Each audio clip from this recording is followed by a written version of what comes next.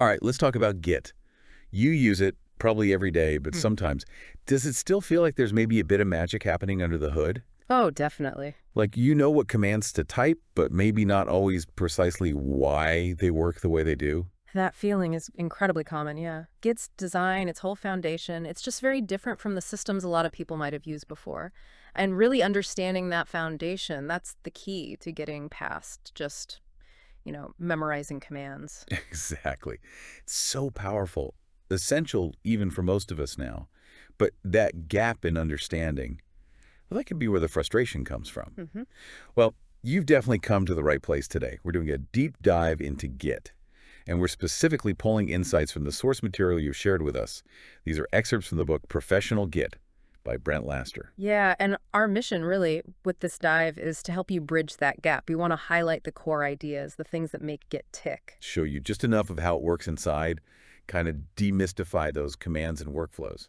Exactly. Turn that feeling of magic into hopefully solid understanding. We'll unpack how Git is fundamentally different, explore what's going on in your local repository, touch on how collaboration really works under the covers, and even peek at some of the more advanced power tools Git offers. And it's all filtered through this excellent material. Right.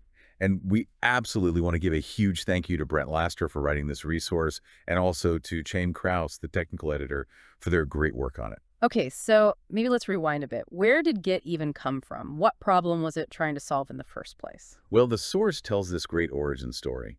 It starts with the Linux kernel development team. Back in the early 2000s, they were using a proprietary system called BidKeeper. Right, which was a distributed system. Important point. Yeah, and things were going okay until around 2005. That's when the free use of BidKeeper was, well, revoked for some users. And boom, Linus Torvalds and the whole Linux team suddenly needed a replacement. Yeah. And they had some pretty specific needs. They needed something distributed, which BitKeeper was, but also It had to be fast, like incredibly fast. you have to remember the scale here, the Linux kernel. Massive project, thousands of contributors.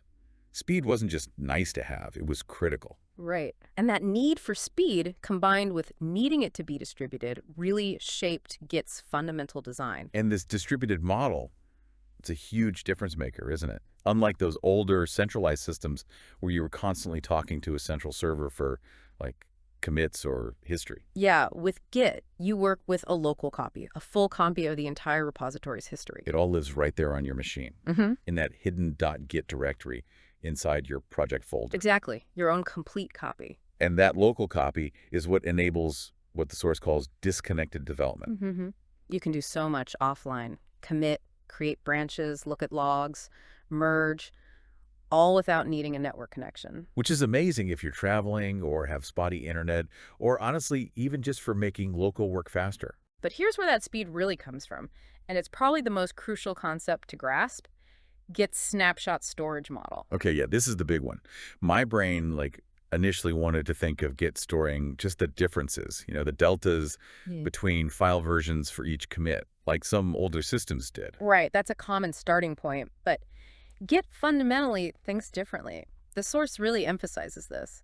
Git stores a full snapshot of the entire project state every time you commit. A snapshot, like a picture of the whole project folder at that exact moment. Pretty much, yeah. Think of it that way. Okay, wait. So if I only change one tiny file, is Git really storing the whole project again? That sounds really inefficient. That's a great question, and it's where the nuance comes in. While it conceptually works with these full snapshots, Git is smart about storage. Ah, okay. It does use things like delta compression internally to save space. So if a file hasn't changed since the last snapshot, Git doesn't store it again. It just points back to the previous version it already has stored. Gotcha. So it thinks in snapshots, but it's clever about the actual storage. Exactly.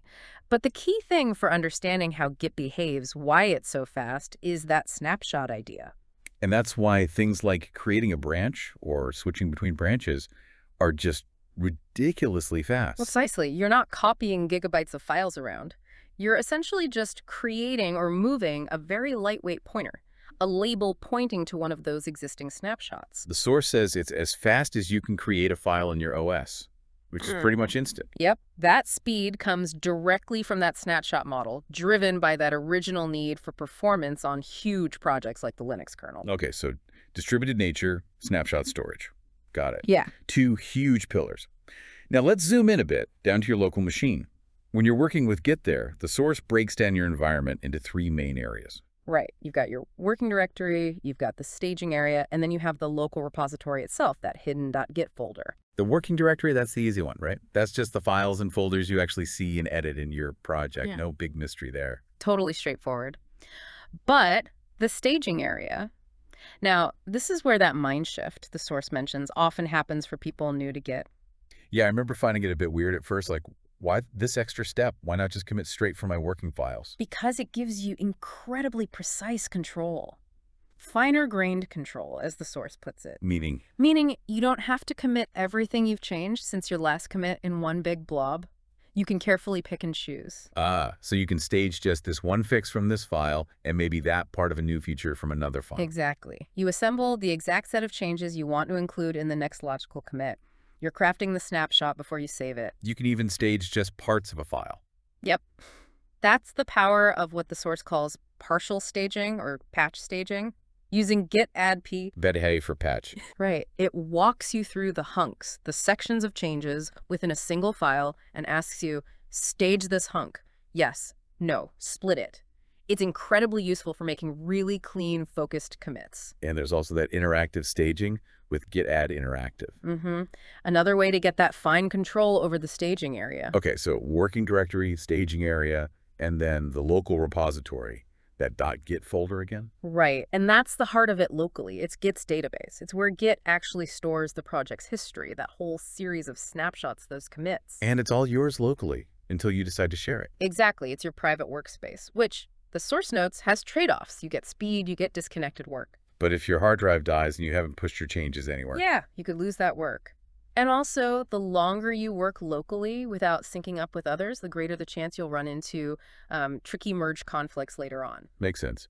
Okay, so how do we actually manage changes across these three areas? Let's talk core commands. First up, the absolute workhorse, Git status. You type this one all the time. Constantly. It's your dashboard. It tells you what's going on. Which files Git is tracking, which are new and untracked, which files have changes you've staged. Changes staged for commit. Right. And which files have changes that are not staged yet, just sitting in your working directory. The ULS option gives you a nice short summary view too.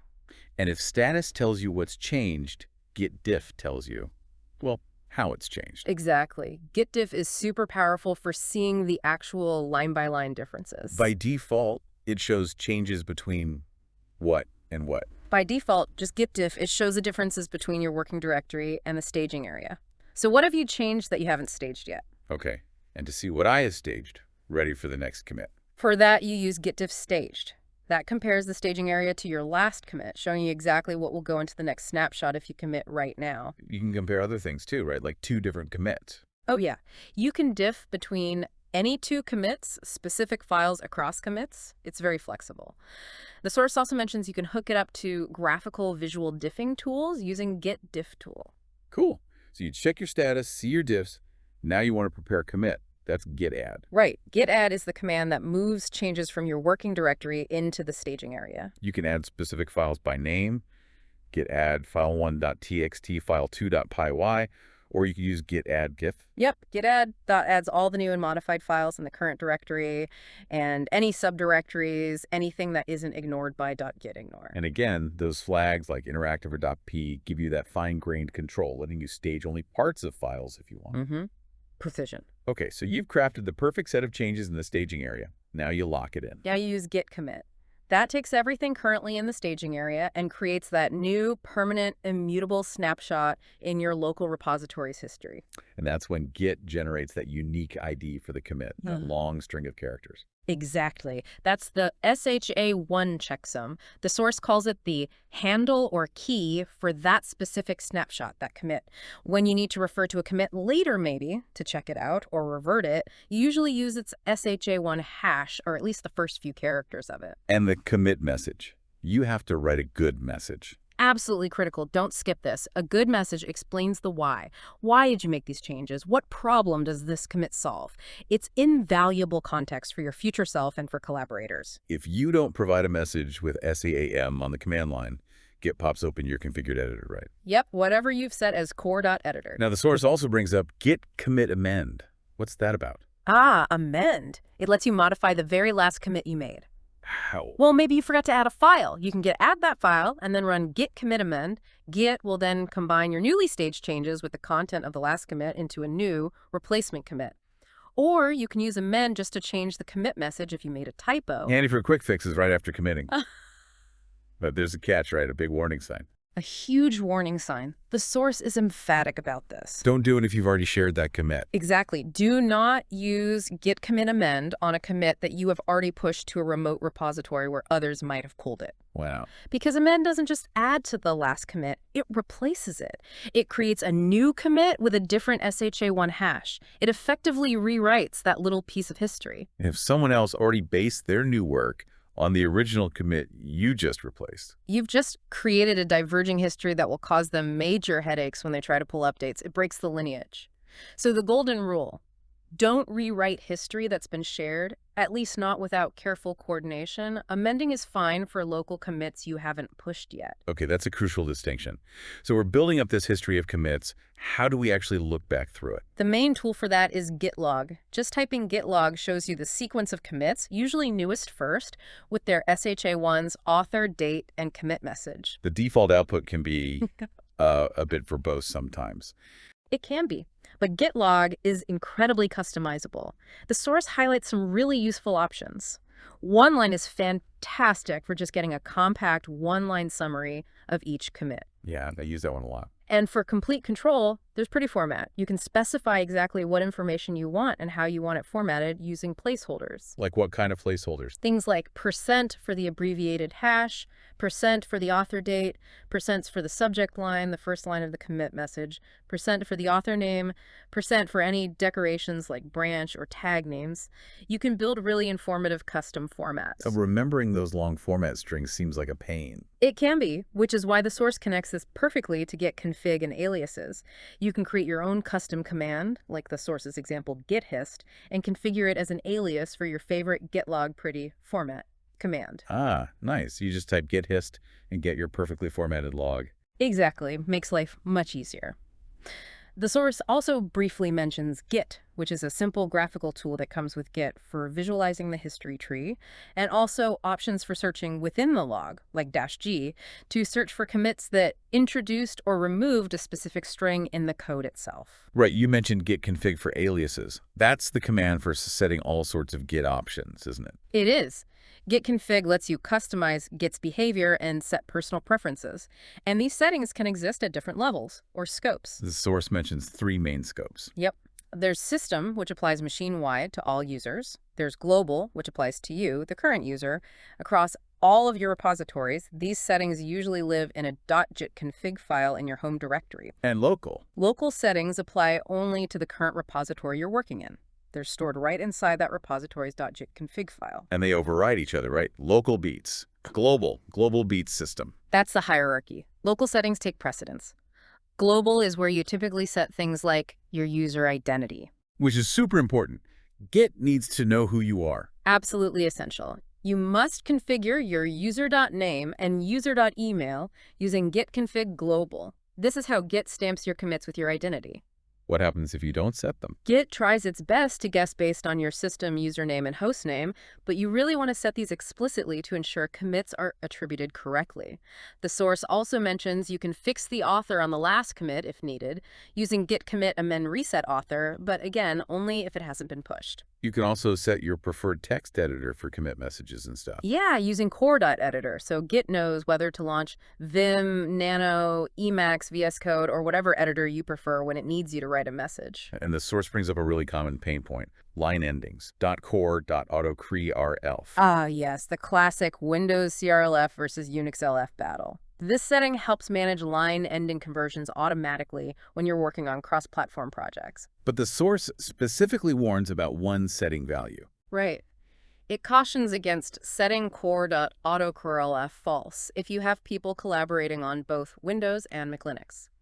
Setting it to false means Git doesn't do any line-ending conversion, which can lead to files being committed with mixed line endings, causing diff noise and potential issues for others. It's usually better to let Git manage it, often with true on Windows and input on Mac Linux. Okay, good practical tip. Yeah. Let's shift gears slightly to talk about one of Git's absolute killer features, branching. Yeah, this is where that snapshot model really pays off in terms of workflow flexibility. The source explains a branch isn't like a whole separate copy of your code, is it? Not at all. In Git, a branch is incredibly simple and lightweight. It's basically just a movable pointer, a reference, that points to a specific commit one of those snapshots in your history. Just a label pointing to a commit. Pretty much. That's why creating a new branch in Git is instantaneous. You're not duplicating files or anything heavy. You're just creating a new pointer that initially points to the same commit you're currently on. Wow. Okay, so creating branches is cheap. What happens when you actually switch to a branch using Git checkout branch name? Two main things happen, according to the source. First, Git moves a special pointer called head to point to the branch you just checked out. Second, and this is the magic part, Git updates the files in your working directory to match the snapshot that the target branch is pointing to. So it literally swaps out the files on your disk to reflect the state of that other branch. Exactly. You only ever have one working directory per repository, but Git manages swapping the contents for you seamlessly when you switch branches. It's incredibly efficient. What's this head pointer you mentioned? Head is like Git's way of knowing what you're currently working on. Usually, head points to the name of the branch you have checked out, like main or feature AZ. This means any new commits you make will be added to that branch, and the branch pointer itself will move forward with the new commit. But sometimes head doesn't point to a branch name. That detached head state. Right. That happens if you check out a specific commit SHA1 directly instead of a branch name. Head then points directly to that commit hash. Git usually gives you a warning message then. Why the warning? Because if you start making new commits while in a detached head state, those new commits aren't attached to any branch. They're just floating. If you then switch away to a different branch, those detached commits can become lost or hard to find again unless you explicitly create a new branch for them before switching away. Ah, okay. So it's usually best to be on a named branch. What are the basic commands for managing branches? Well, git branch by itself just lists all your local branches. Git branch new branch name creates a new branch pointing to your current commit, but doesn't switch to it. And the shortcut to create and switch. That's git checkout -b new branch name, very common, creates the branch and immediately checks it out, moving ahead and updating your working files. The source also mentioned different high-level branching workflows or models. Yeah, briefly, like a master as production model where maybe your main or master branch always reflects what's live, and development happens on feature branches, which might merge into a release branch before finally hitting main, or a parallel model where you maintain separate long-lived branches for different major versions of your software that might need ongoing support. Got it. Okay, related topic. What about files we don't want Git to track at all?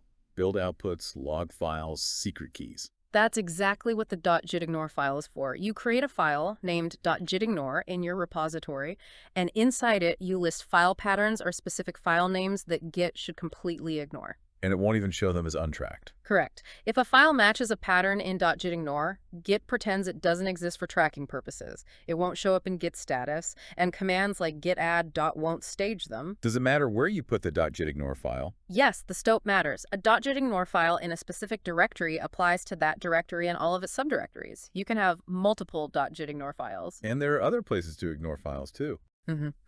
The source mentions a repository-specific ignore file at .gtinfo exclude, which isn't shared with others, and also a global ignore file you can configure using git config for patterns you always want to ignore in all your repositories, like maybe dstore files on a Mac or thumbs.db on Windows. Which rule wins if they conflict? The rules closer to the files usually win. So a .gitignore in a subdirectory might override a global rule for files within that subdirectory. Specific file matches usually override wildcard patterns. Okay, .gitignore tells Git what to ignore. The source also described another related file, .gtattributes. What does that do?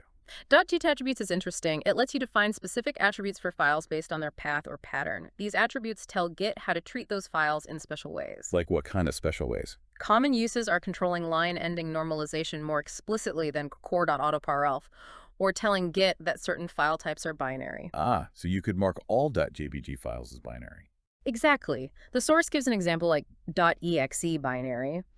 Marking files as binary tells Git not to try and calculate text diffs for them. which is usually meaningless for binaries, and also prevents it from messing with their line endings during checkout or commit, which could corrupt the file. The source mentioned something else. Custom filters. Smudge and clean. That sounded complex. It's definitely a more advanced feature. Filter attributes let you define custom scripts that Git will run on files automatically. A clean filter runs before a file is staged, written into Git's object database. A smudge filter runs after a file is checked out from the database into your working directory. Why would you do that? The source had an example replacing %diff with ABC. Yeah, the idea is you might want to store the canonical version of a file in Git, maybe with placeholders like %diff. But when you check it out to work on it locally, you want those placeholders automatically replaced with something else, like ABC via the smudge filter. Then, when you stage changes, the clean filter runs to convert ABC back to %div before it gets saved in the commit. Huh. So you can have different content in your working files than what's actually stored in Git history. Essentially, yes. For files configured with these filters, it could be used for things like keyword expansion, though Git advises against some older methods, handling secrets, or maybe platform-specific adjustments that you don't want committed directly. It's niche, but powerful. And you can check which attributes or ignore rules apply using git check at tree and git check ignore. Yep, handy for debugging why a file is being treated a certain way. Okay, let's zoom out again. We've covered local work pretty thoroughly. How does collaboration work, working with remotes? Right, this is where Git's distributed nature really shines. Remote repositories are just, well, other copies of the repository, usually hosted somewhere accessible to the team, like on a server or a platform like GitHub, GitLab, Bitbucket. And you connect to them using different network protocols. Yeah, the source lists the common ones, gets an own native protocol, SSH, which is very common for secure connections, and HTTPS. The first step to working with a remote project is usually getting a local copy, right? Git clone. Exactly. Git clone remote URL downloads the entire repository from the remote URL, including all its history, sets up your local .git directory, and checks out the default branch, usually main or master, into your working directory. Does it name the local folder automatically? Yeah, by default, the source notes it uses the last part of the remote URL path as the folder name, but you can specify a different name if you want. It also briefly mentions bare and mirror clones, which are specialized types often used for setting up servers or backups, not for typical development work. When you clone, Git sets up a link back to the original remote, right? Often called origin. Yes, origin is the default name Git gives to the remote repository you cloned from.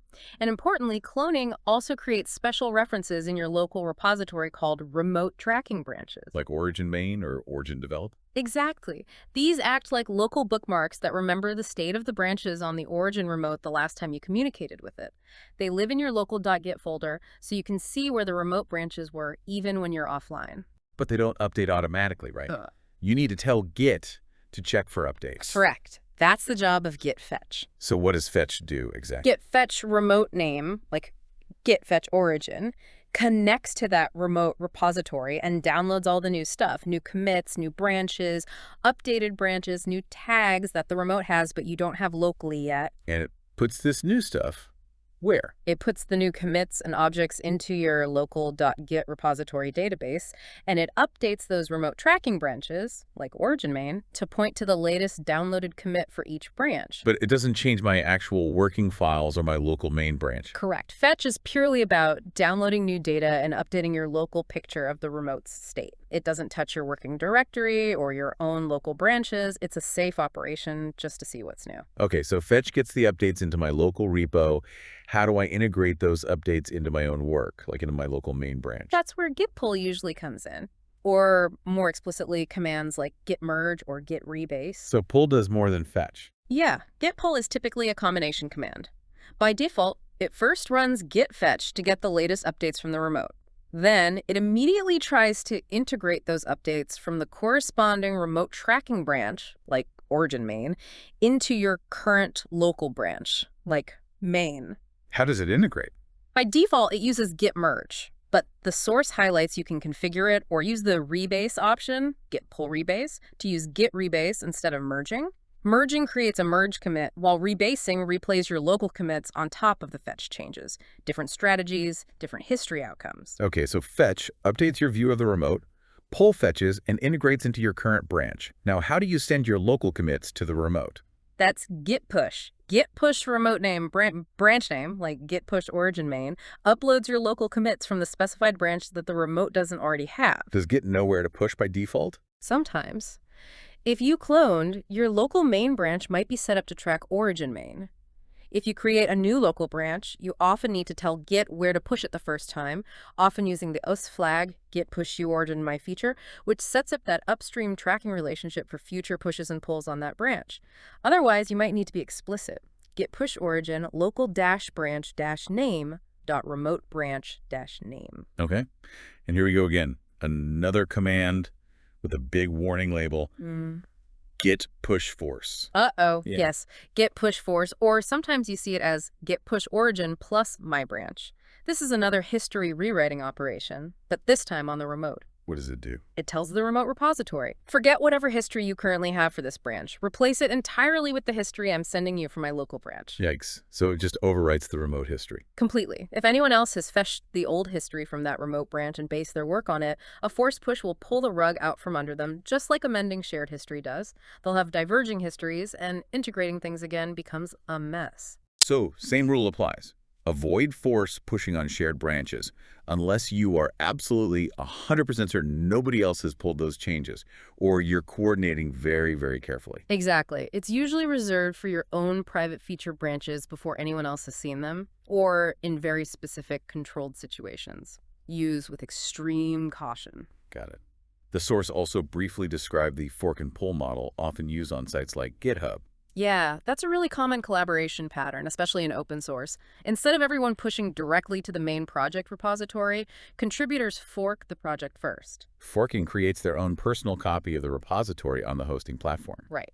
Then you clone your fork locally, create a branch, make your changes, commit, and push those changes back up to your fork. And then how did the changes get into the original project? You then use the platform's interface, like GitHub, to create a pull request or a merge request.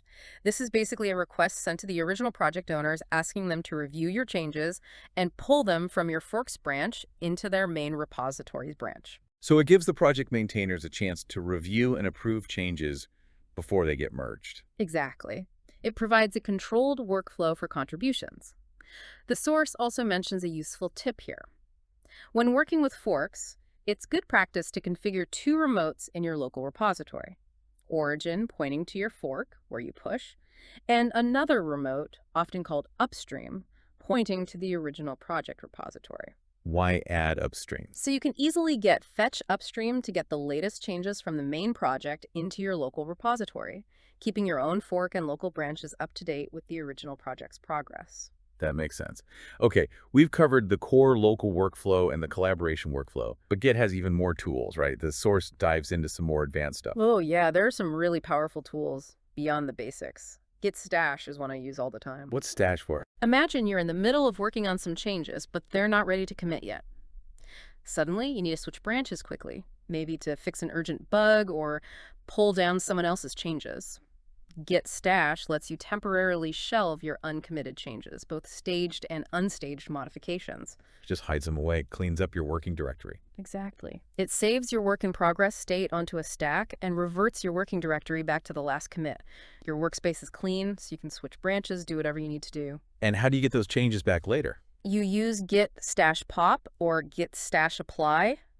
Reapplies the changes but leaves them on the stash stack. Pop applies them and removes them from the stack. You can even stash untracked files with certain options. It's incredibly handy for context switching. Cool. The source also mentioned commands like git mv and git arm. Are those just like the regular mv and arm commands? Almost. Git mv renames or moves a file, and git arm removes a file from your working directory. The key difference is that these git versions also automatically stage the change.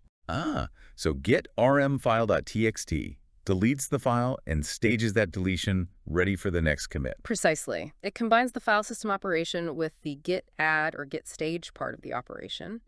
You still need to git commit afterwards to record the move or deletion in the history. What about packaging up parts of a repository? The source mentioned git archive and git bundle. Right. Git archive lets you create a zip or tarball containing the files from a specific commit or branch, basically, a snapshot of the project's files at that point in time without the .git history. useful for creating release packages. And bundle. Git bundle is even more comprehensive. It packages up not just the files, but the actual Git repository objects and references, essentially a portable version of the .git directory history into a single file. You can then transfer that single bundle file to another machine, even offline, and clone directly from the bundle file as if it were a remote repository. Very useful for sharing history in restricted environments. Interesting. The source also talked about patch workflows, maybe for email-based collaboration, .format, patch, and apply. Yeah, this is common in some long-standing open source projects like the Linux kernel itself. Git format patch takes one or more commits and generates standard .patch files from them, usually including the commit message and author info in a format suitable for email. And then someone else receives the email with the patch file. And they can use git apply or git am, apply mail, to apply that patch to their own local repository, effectively recreating the commit. The source even mentions git send email, a built-in git command to help format and send these patches correctly via SMTP. What about cleaning up your working directory? Files Git isn't tracking. For that, there's git clean, but you need to be careful with this one. Why careful? Because git clean permanently removes untracked files from your working directory, files that aren't part of your Git history and aren't ignored. It's great for getting rid of build artifacts or temporary files that .gitignore missed, but if you're not careful with the options. Like which options? The source highlights -n for a dry run, shows what would be deleted, -f to actually force the deletion. It won't delete without xf for configuration. Then there's -x, which is powerful. It removes all untracked files, even those that are ignored by gad should ignore, and -x removes only ignored and untagged files. So understand the options before you run it. Good advice. Okay, here's one from the source I wasn't really familiar with. Git notes.